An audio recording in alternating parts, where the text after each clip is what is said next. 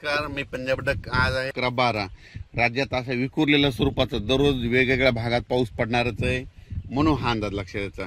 म्हणजे सांगायचं झालं तर पूर्व विदर्भ, पश्चिम विदर्भ, दक्षिण महाराष्ट्र, उत्तर महाराष्ट्र, कोकणपट्टी, खानदेश दररोज वेगवेगळ्या भागामध्ये पाऊस पडत जाईल म्हणून हे प्राथमिक स्वरूपाचा अंदाज घ्यायचा आहे।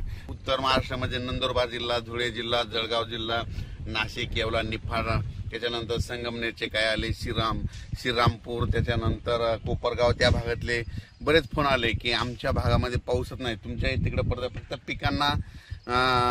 पिकांना पाहिजे तसाच पडतोय, तर मग पाऊस कधी येईल।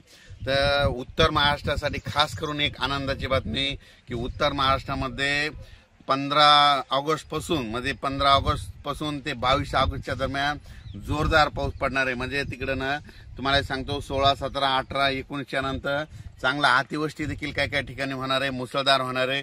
तर ह्या पावसामध्ये तुमचा हा पाऊस निर्णायक ठरणार आहे। विहिरीला देखील तुमच्या पाणी येणार आहे, वडी नाली देखील वाहणार आहेत, म्हणून उत्तर महाराष्ट्रातल्या शेतकऱ्यांनी हा अंदाज लक्षात घ्यायचा।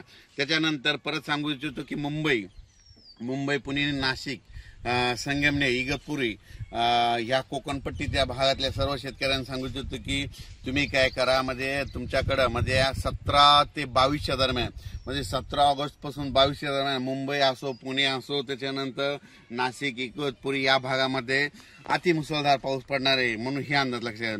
मुंबईला देखील म्हणजे असा पाऊस पडेल की तिथलं काही ठिकाणचं म्हणजे पाणी साचण्याची शक्यता आहे, म्हणून हा मुंबईकरांनी खास करून हे म्हणजे 17 ते 22चा अंदाज लक्षात घ्यायचा। त्याच्यानंतर पुण्याकडे खूप पाऊस पडत असल्यामुळे तिथलं परत त्या नद्याला पाणी येणार, परत तळ्यांचं पाणी सोडावं लागणार, त्याच्यामुळे परत पूर परिस्थितीमध्ये सांगली, कोल्हापूरकडे तिकडे परत पूर परिस्थितीला सामोरं जावं लागणार, म्हणून तिकडे देखील नद्याला पाण्याला पूर येणार आहे, म्हणून हे अंदाज सांगली, सातारा, कोल्हापूर या शेतकऱ्यांनी लक्षात घ्यायचं।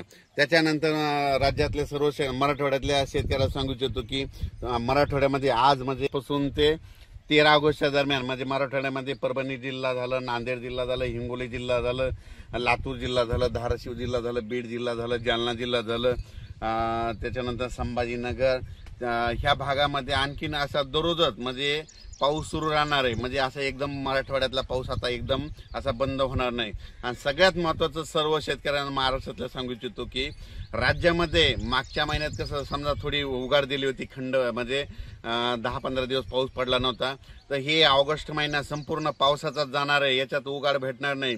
म्हणून शेतकऱ्यांनी काय करायचं, जशी वेळ भेटत तर काय होणार आहे की दुपारी सकाळी 9 ते दुपारी 2च्या दरम्यानपर्यंत थोडं हवामान कोरडं राहील, ऊन पडणार आहे, तितक्यामध्ये तुम्ही काय करा, हे 14 तारखेपर्यंत शेतकऱ्यांनी कामं करून घ्या, कारण की 15च्या नंतर राज्यातला पाऊस वाढतच जाणार आहे। 15च्या नंतर परत सांगायचं तर पूर्व विदर्भामध्ये 16 तारखेपासून ते 22 तारखेच्या दरम्यान पूर्व विदर्भात देखील खूप मोठा पाऊस राहणार आहे, म्हणून पूर्व विदर्भातल्या 6 जिल्ह्यातल्या शेतकऱ्यांनी हा अंदाज लक्षात घ्यायचा। म्हणजे नागपूर, वर्धा, भंडारा, गोंदिया, चंद्रपूर, यवतमाळ, त्याच्यानंतर वाशिम, हिंगोली, त्याच्यानंतर बुलढाणा, अकोला, अमरावती या भागात देखील म्हणजे ह्या 16 ऑगस्ट पासून म्हणजे 15 ऑगस्ट ते 22च्या दरम्यान चांगला मोठा पाऊस पडणार आहे, वडे नाले वाढणारा पडणार आहे। आणि तिकडं त्याच्यानंतर हे पाऊस जास्त विदर्भात असल्यामुळे तुम्हाला एक सांगू इच्छितो की विदर्भामध्ये जे खडकपूर्णा धरण आहे त्याच्या कॅचमेंट एरियात पडणार आहे, म्हणून खडकपूर्णाचं पाणी येलदरीला येते, मग ती खडकपूर्णा देखील ह्या 100 ऑगस्टपर्यंत 100% भरून जाणार आहे, त्याचं पाणी परत येलदरीला येतंय।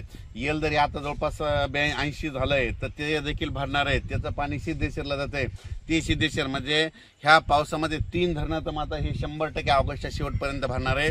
त्याच्यानंतर सांगायचं झालं तर पश्चिम महाराष्ट्रामध्ये धाराशिव जिल्हा, सोलापूर जिल्हा, त्याच्यानंतर सांगली, सातारा, कोल्हापूर, पुणे, दोन, कडाष्टी, बीड ह्या पट्ट्यामध्ये म्हणजे आजपासून म्हणजे दररोजच म्हणजे आज 10 ऑगस्ट पासून ते 22 ऑगस्ट दरम्यान दररोज भाग बदलत तसा 14 तारखेपर्यंत वेगवेगळ्या भागात पाऊस पडणार आहे।